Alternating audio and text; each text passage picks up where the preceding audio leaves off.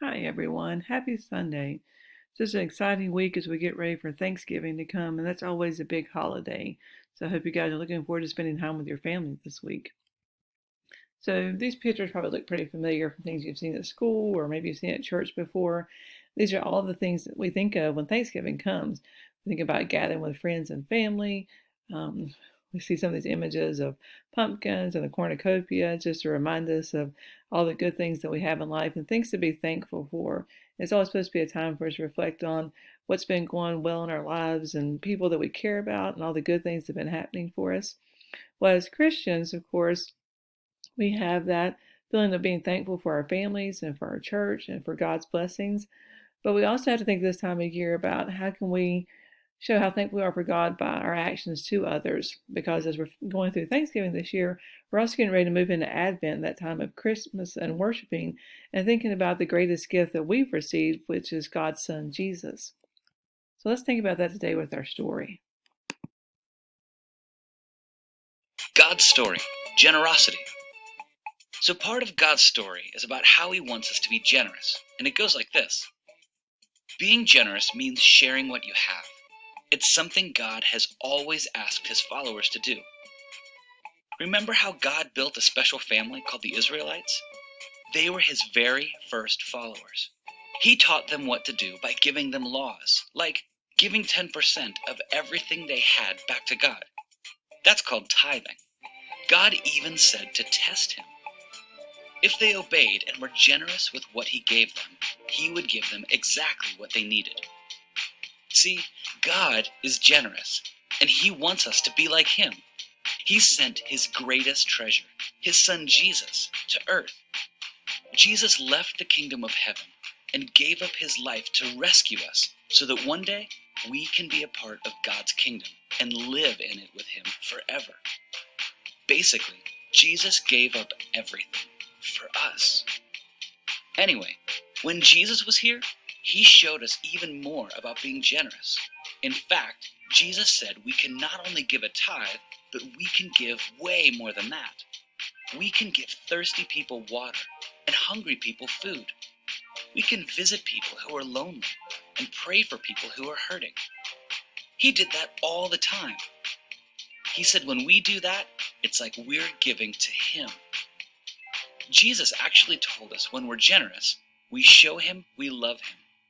He said, your heart will always be where your treasure is. That's a fancy way of saying you spend your money on what you care about. In the Bible, one day, a rich guy came up to Jesus and asked what he could do to live forever in God's kingdom. Jesus said, go and sell everything you have. Give the money to those who are poor. You will have treasure in heaven. Then come and follow me. Jesus wants us to follow him with our whole hearts and care about him more than anything. Unfortunately, the man went away sad because he couldn't put his treasure in heaven. He loved the stuff he had on earth too much. Another time, Jesus watched people give offerings at the temple. One woman only put in a few small coins, but Jesus told his disciples, that poor widow has put more into the offering box than all the others. They all gave a lot because they are rich, but she gave even though she is poor. She put in everything she had. That was all she had to live on. The widow gave everything to Jesus, just like Jesus gave everything to us. Like the rich guy and the poor widow, all of us have different ways we can give. The Bible actually says we should give what we want. After all, God loves a cheerful giver. When we share joyfully with others, we're showing love to God. Our generosity shows Jesus how much we love him, just like his generosity shows how much he loves us. And that's the story of generosity. So in case you missed it, here's the quick version. God asks us to be generous. He wants us to be like him. God sent Jesus to us. Jesus gave up his life. Jesus showed us how to give. We give to things we care about. The rich guy cared about his stuff. The poor woman cared about Jesus. Jesus cares about us. We can love Jesus back by being generous. And that's a part of God's story.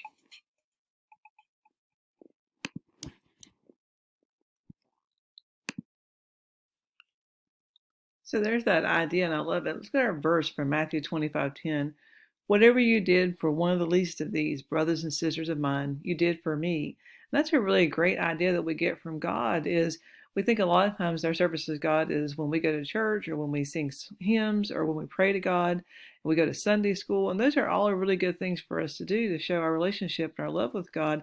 But he's telling us that when we help others, it's the same as if we're helping him, which is really awesome. So maybe over the next month, as you're getting ready for Christmas, maybe you go through and decide to donate the toys you're not using anymore or the clothes you've outgrown this year. So that's going to help somebody else.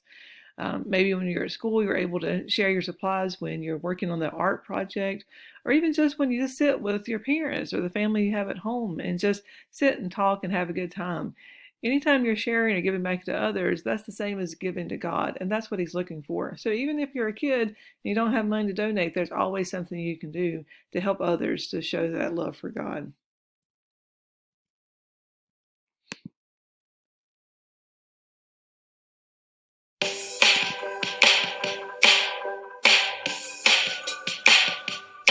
I've got the joy, joy, joy, joy down in my heart. Where down in my heart? Where down in my heart? I've got the joy, joy, joy, joy down in my heart. Where down in my heart to stay? And I'm so happy, so very happy. I've got the love of Jesus in my heart, down in my heart, and I'm so happy, so very happy. I've got the love of Jesus in my heart. What else you got? I've got the peace that passes understanding down in my heart. Where down in my heart? Where down in my heart? I've got the peace that passes understanding down in my heart. Where down in my heart to stay? And I'm so happy, so very happy. I've got the love of Jesus in my heart, down in my heart, and I'm so happy, so very happy. I've got the love of Jesus in my heart. I've got the wonderful love of my blessed Redeemer way down in the depths of my heart. Where down in the depths of my heart? Where down in the depths of my heart? I've got the wonderful love of my blessed Redeemer way down in the depths of my heart. Where down in the depths of my heart to stay? And I'm so happy, so very happy. I've got the love of Jesus in my heart, down in my heart, and I'm so happy, so very happy. I've got the love of Jesus in my heart. I've got the love of Jesus in my heart. I've got the love of Jesus in my heart.